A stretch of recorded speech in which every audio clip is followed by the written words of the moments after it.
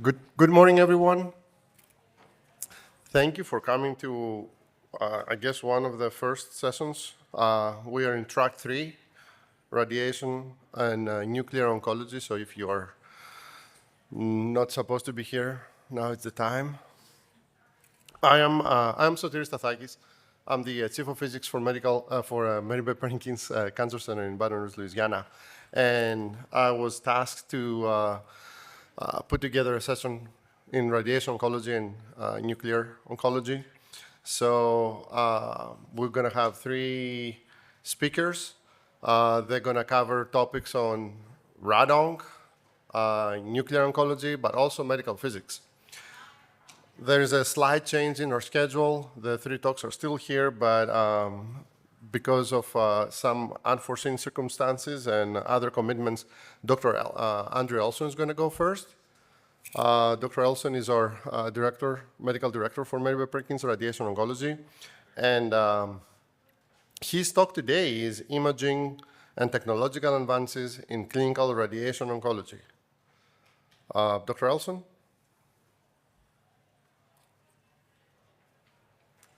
All right. Well, thank you, Dr. Satiri. Thanks, everybody, for coming.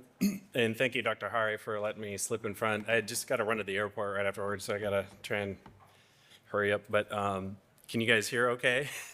All right. So, yeah, like Dr. Satiri said, my name is Andrew Elson, one of the clinical radiation oncologists with Mary Perkins Cancer Center. And today I was going to be just giving a talk on imaging and technical advances in clinical radiation oncology in terms of how we use it clinically. So just a couple of disclaimers. I don't have any financial disclosures.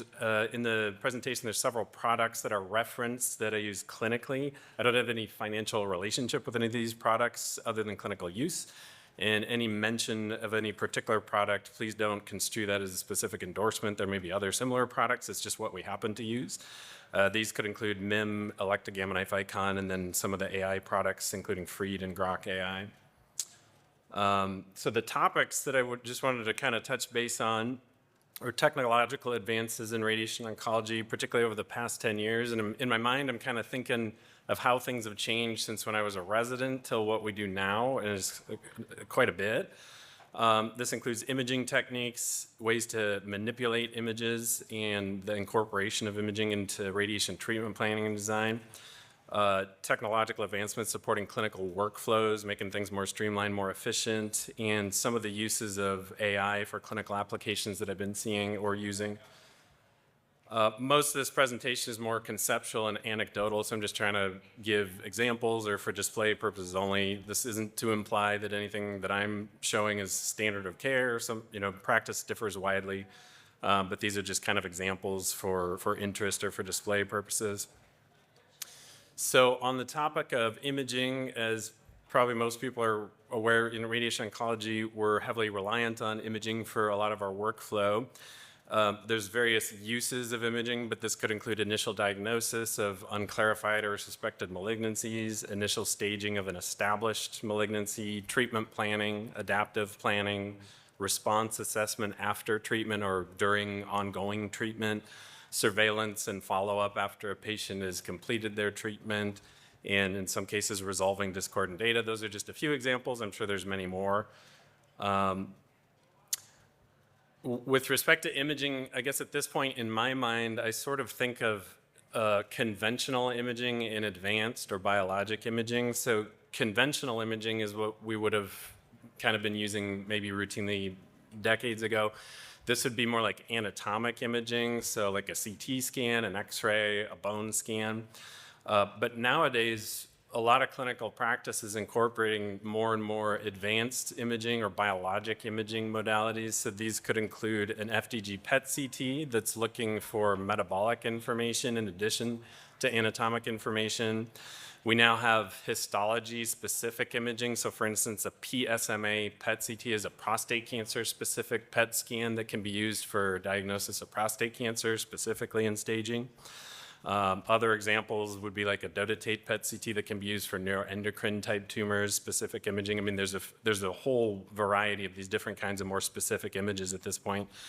I also kind of include volumetric MRI as part of this. Nowadays, the MRI scans are so high resolution that it's almost blurring the border of macroscopic and microscopic, and it's becoming pretty common to have, like when I was training, a typical MRI that we would get would have like 5 mm slices, and now you can get a 0.5 millimeter slices, for instance, so you can see a lot more detail with the high resolution imaging.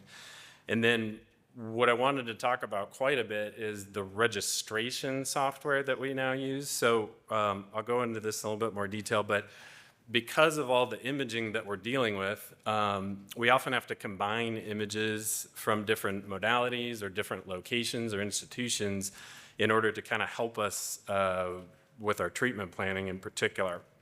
So a little bit of terminology, this is just how I look at it. Some of these are sometimes used interchangeably, but with imaging, there's a few different ways you can sort of line up or compare images. So one feature is most software allows you to link images, which in my mind just means they're kind of connected in the sense that they scroll together. So you can get a CT from 3 months ago and a CT from today, put them side by side, and you link them so that as you scroll through, they're kind of in the same anatomic plane. That's oftentimes for comparison purposes. But what we use a lot nowadays is what I would call registration, which means sort of volumetrically aligning the images by some criteria. And the criteria could be anatomic. You could specify a certain organ or a bone or something. It could be just a region of interest. You could put a bounding box around a particular part of the scan and ask it to register 2 scans within the bounding box. You could use what we call fiducial markers, so implantable devices that have a particular imaging characteristic that you can use to line up. So in this example, these two are prostate images that are different sequences. This is a T2 axial image, and over here is a diffusion-weighted image. Oh, does the mouse show up on there? Oh, okay. Well, in that case, like any good radiation oncologist, we always carry around a laser.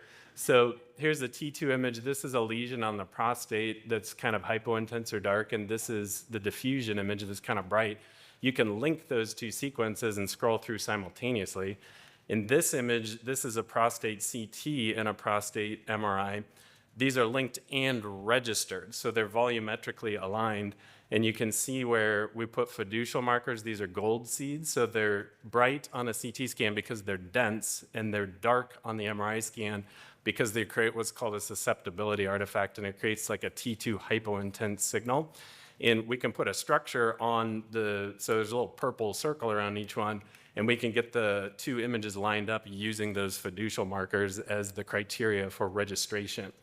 And then the final thing we often do is image fusion, which sometimes registration and fusion are kind of used interchangeably, but I guess in my mind, fusion to me kind of implies taking different image types and overlaying them so you create a new separate type of image. So probably the most common example is the FDG PET CT, where you get a CT scan and then you get the PET scan and they're fused, and you can take or use one or the other image separately, or you can take the fused image as a separate data set. So in this case, this will be a prostate. This is the CT, this is the PET signal, and this is the fused PET CT image. And you can actually mix and match all of these different ways of arranging images. So for instance, you could take a CT from like 3 months ago, and you could take the PET from 3 months ago, and you could fuse the PET to a fuse the PET to a CT that you have from today. So you can sort of mix and match the different study sets depending on how you want to deal with it. A common example of where we might do that clinically is if a patient has, say, a lymphoma, like a diffuse large B-cell lymphoma, they will often get an initial PET scan for staging, so maybe the lymph nodes are very large and very bright on PET. They'll probably get chemo for a couple months, so maybe like R-CHOP chemotherapy.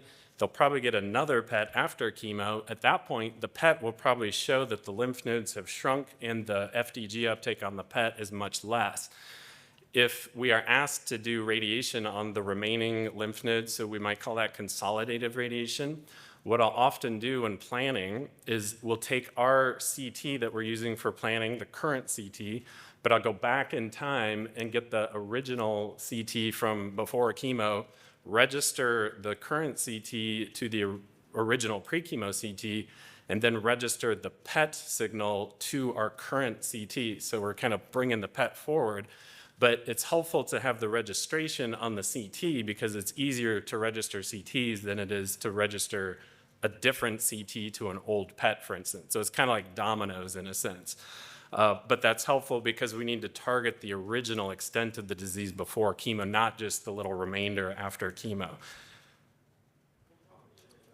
So as I was kind of explaining, registration is very helpful. Also, the reason I'm making such a big deal out of this is, I mean, it's not like you might be sitting there thinking, okay, so get the images lined up, what's the big deal? But when I was in training, the registration software was very inefficient. And so what we would do is our planning system, for instance, would have a registration module, I guess you could call it.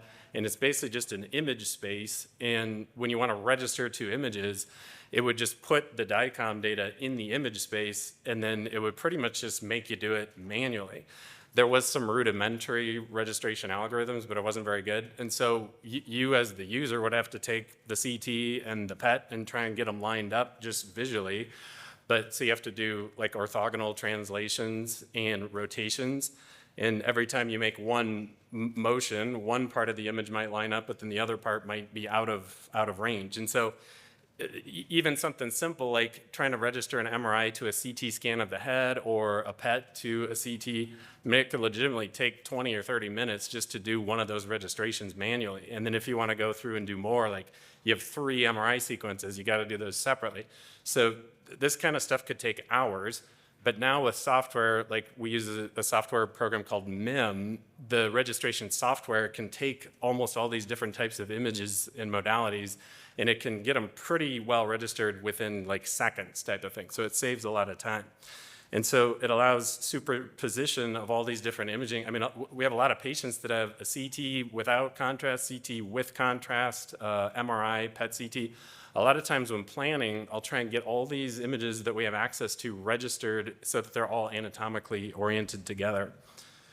Another thing that helps with is you've probably noticed, due to geography, insurance, whatever the case may be, we have a lot of patients that get images all over the place. It might be their insurance, the copay is cheaper to go to DIS than our scanner. We do our planning scan, but they've got an MRI, or they went to MD Anderson for a second opinion, they got an MRI over there.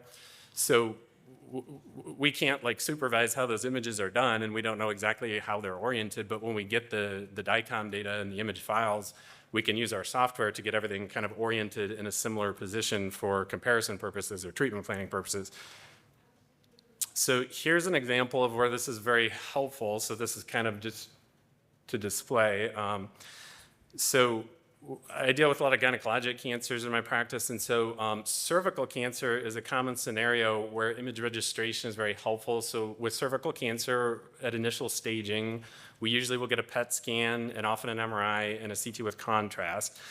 Now here's a particular case that I run into every once in a while, but this is a case of a cervical cancer with what we would call submucosal vaginal extension. So the tumor is in the cervix, but then it's kind of creeping along the vaginal surface, but under the mucosal surface, meaning like if I were to look with a speculum and do an exam, I couldn't see that part. It's like it's subterranean. But we can see it on imaging, and co-registration is very helpful. So here's an example of this kind of scenario. So this is our MIM software, and we've got the CT non-contrast, PET CT, CT contrast, and then the CTs are registered. And these are axial, sagittal, and coronal slices, so this can display all this imaging in one pane. And this is at the level of the upper vaginal canal before the cervical tumor. So the cervical tumor is this right here. This is sagittal, looking at from the side. It's actually blocking the uterine canal, causing fluid to build up, so we call that hydrocolpos. But you can kind of see this little tail of uptake going down the vaginal canal. But when I look on exam, I can't see that because it's submucosal. It's probably a form of angiolymphatic spread. So at the level of about here in axial section, this whole thing is circumferentially metabolically active. And you can see it takes up contrast, and the whole thickness of the vaginal canal is much thicker than average. Again, this is not something I could see on exam, but we see it on imaging. So this is very helpful to be able to get all these images registered to kind of make sure we know what we're seeing. And then what will typically happen with cervical cancers, we'll do initial treatment with external beam radiation for about 5 weeks, and they usually get chemo with it. And that normally causes a pretty substantial response of the tumor, and sometimes you can barely see anything left behind. But after the external beam radiation, we need to do what we call brachytherapy or internal radiation. We have to put a device in or an implant or an applicator, different names for the same thing. But that allows us to give a higher amount of dose to the interior of the tumor so that we can make sure we get a very large biological equivalent dose to the tumor. But by putting it internally, we can minimize the exposure to the normal tissues. And so in this kind of scenario, so what we're doing here is this is after external beam radiation, and the patient would have had a pretty good response. So now we're using an applicator called a tandem and multi-channel cylinder. So tandem is kind of like this curved stick thing here, and the cylinder is kind of this little popsicle shaped thing here. And so this is a scan that we do immediately after implanting the device in our procedure room. And so in axial, this is the same level that we were looking at on the previous slide, but what the concern is I need to give dose to that area that it was subcutaneous or submucosally involving the upper vaginal canal. So we know we need to treat this whole tandem up here, but the question is how much of this cylinder do we need to load with dose to make sure we include all that disease extent, even though I could never see any of it at any point, but we saw it on the imaging.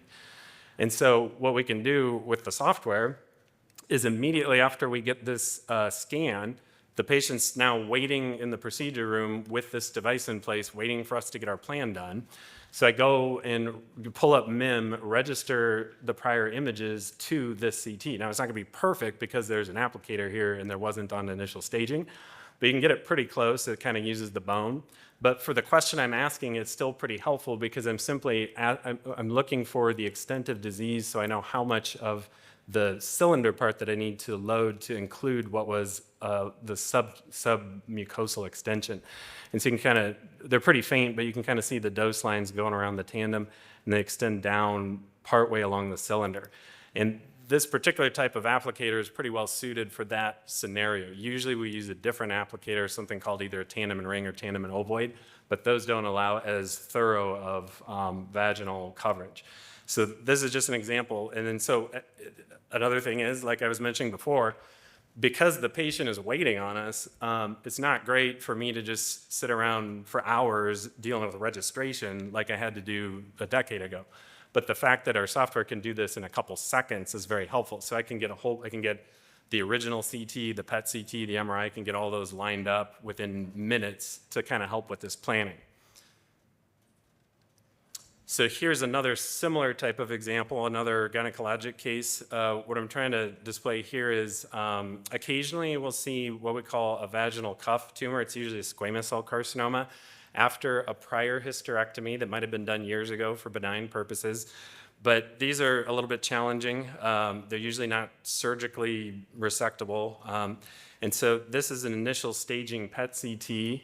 And so we see the PET signal in the bladder, which is normal because the urinary system collects the dye. So we would typically see this bright signal in the bladder. And we see the tumor here, which is also bright on PET. But you can kind of tell, because it's right next to the bladder, we get this signal that kind of blends together. So if I was just looking at the PET, I can't necessarily tell you exactly where the tumor ends and the bladder begins because it's all got the FDG signal. But if we can register a different anatomic imaging modality like an MRI scan, then this makes it a little more clear. And the reason this is helpful is we will often design an external beam radiation plan, but I might want to, so the plan might include a large area of the pelvis, but I might want to boost the tumor specifically with what we call an SIB, or a little bit extra dose, I guess you could say.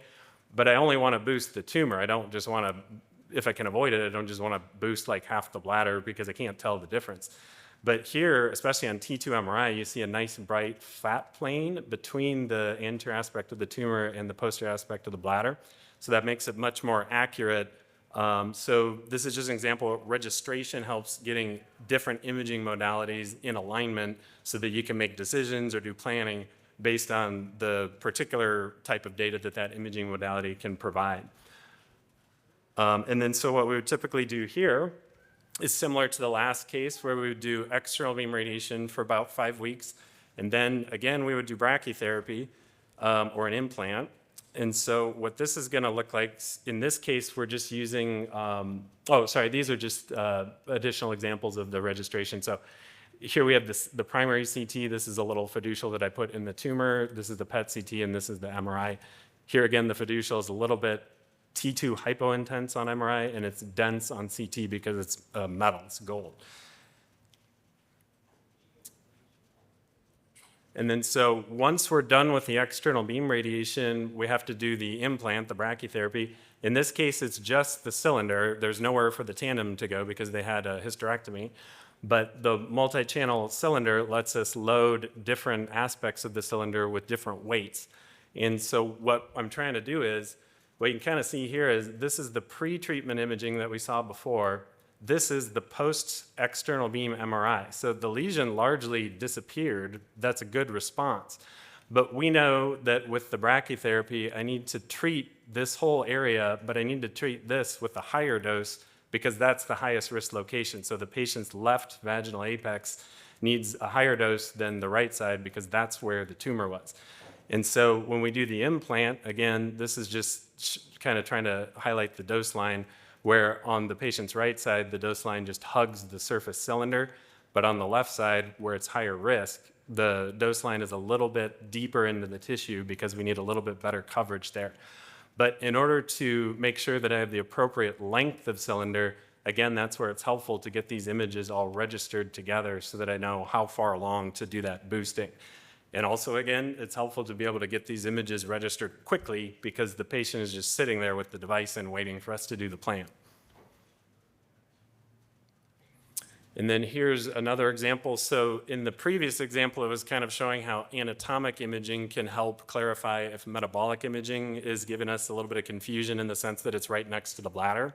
So here's kind of an opposite scenario where the metabolic imaging can be helpful when the anatomic imaging is not so clear. So in this case, here's a patient who had EGFR mutant pulmonary adenocarcinoma, and they were on Tagrisso, a targeted drug, for about 4 years with no progression, and they developed a solitary liver metastasis. And so the medical oncologist, I mean, they had no other disease, so they're kind of saying, well, this Tagrisso is working pretty well, so we don't want to just switch drugs. If you could just treat this one thing, we could just stay on the medication otherwise.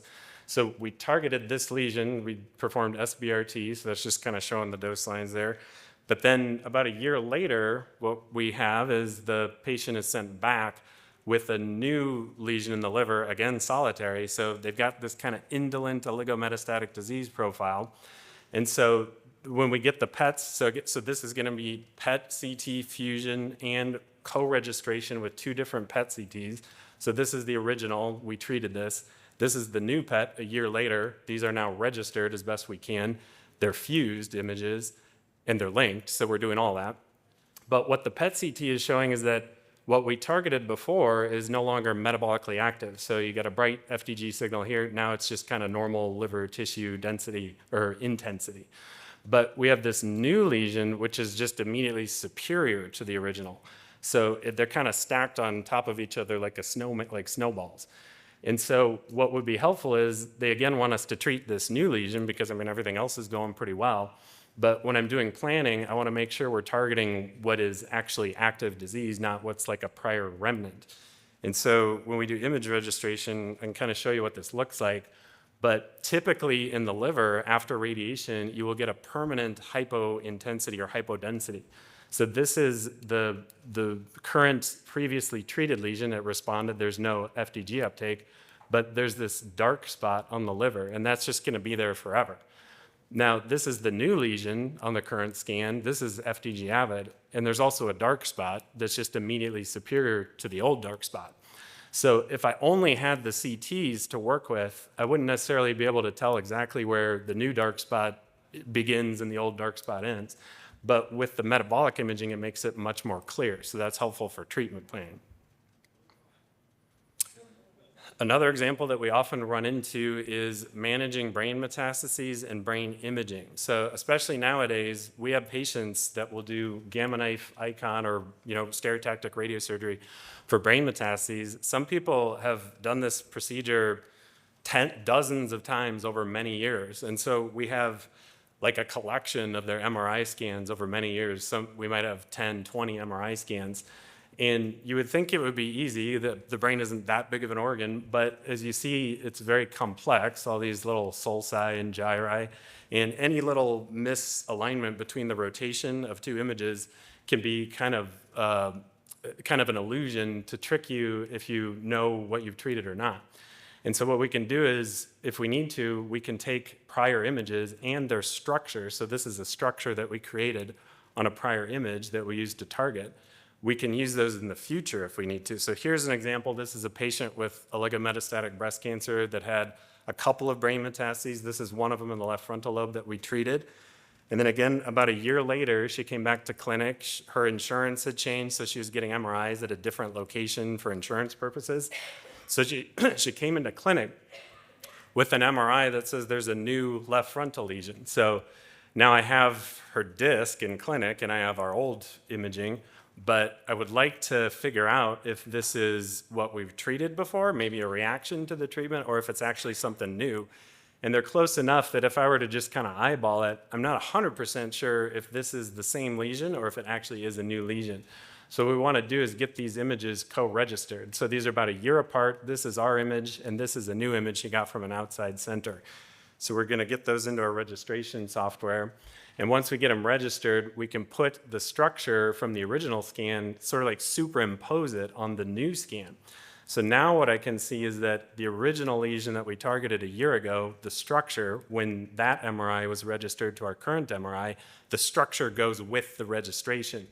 And so now I can see this target from before is a little bit anterior and along the superior aspect of the new lesion. So this right here is the new lesion, and this is the plane, just the very superior aspect. So it's not the same lesion. It's a new lesion that does need to be treated. But that just kind of helps me quickly clarify that in clinic without having to go through a whole big process of trying to redo the whole gamma knife procedure without knowing until the day of that if it's the same or not. So switching gears a little bit, there's just a couple more topics, and I'll try and go through these quickly. But in clinic now, at least in my practice, we're using a couple of AI tools. One is for what we call auto-contouring, so generating structure sets on an automated basis. And then I use it for basically transcription and some risk analysis. This is really not specific to radiation oncology. I mean, anybody could do this, but I find it sometimes helpful in clinic. So on auto-contouring, this has been something that's been desired for decades. When I was in residency, we had what we called Atlas-based auto-contouring, but it wasn't very good. And so, but now with the newer tools, it's pretty accurate. And what I'm talking about is when we do treatment planning, we need to identify the targets, the tumor and all that, but we need to identify normal structures. So this is a cross-section of a young patient with a left lateral tongue squamous cell carcinoma that was resected, but there were high-risk features, and we need to do radiation post-operatively. So this is a CAT scan that we get for treatment planning.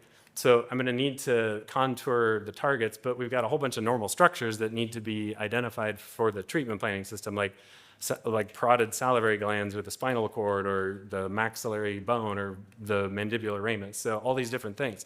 So traditionally, somebody would have to manually do that. It might be a medical resident, it might be a dosimetrist, it might be me, but it takes a lot of time to do these. I mean, contouring a head and neck plan traditionally could take an hour at least. But we're now assisted with auto-contouring, so we can send the data set that we want the contours on to a node that's got the capability to analyze the imaging and place what it believes to be the normal contours, and give it about 10 minutes, and it comes back. Seems like magic on our end, but it comes back with all these contours. Now, granted, you have to kind of check them and make sure it did it right, but for the most part, it's pretty accurate. So now I don't have to do this, I don't have to do that. It's just all done on an automated basis, and I can kind of work on something else while it's percolating. So that can save a lot of time. We use that a lot for just routine treatment planning.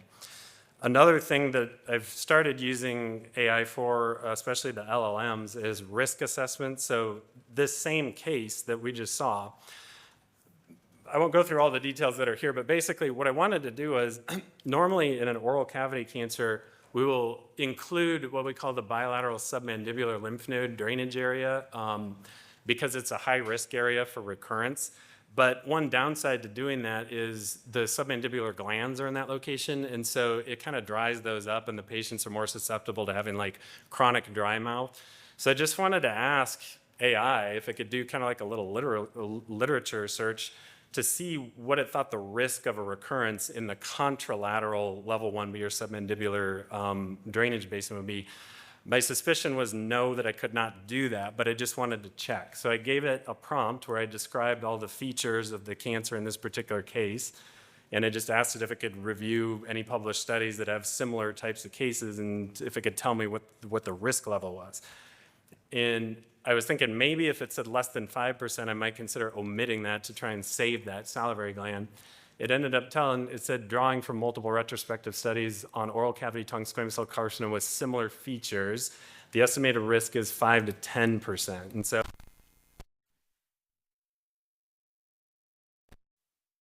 and you put in the features of the patient you're trying to assess, and it will compare those features to its database.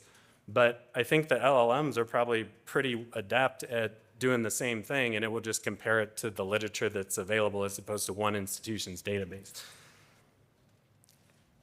And then one final thing I'll just mention, I'm sure a lot of people are aware of this, but there are now AI-based auto-transcription tools so that I call it like a pocket scribe. So you could bring your phone with you with the app on. The phone will just record let's say you're doing a consult, it will record your conversation. It will transcribe that within like a minute afterwards. But then the other thing it does is it will organize it into a clinical note. So this is an example of a product that is called Freed. So I'll just take my phone into a visit, it'll just catch whatever it can, and then it will basically format it into kind of a formal note with like an HPI, a summary of medical history, medications, if it can catch them, family history. And it's pretty good at separating out what would be relevant versus what would be kind of chit-chat type of thing. So if the patient tells you about their golf game, it's not going to include that. But if they mention that their dad had prostate cancer, it will include that. So it's pretty effective, and it definitely improves speed in clinic, because then I can just let it do the note formatting and I can work on something else.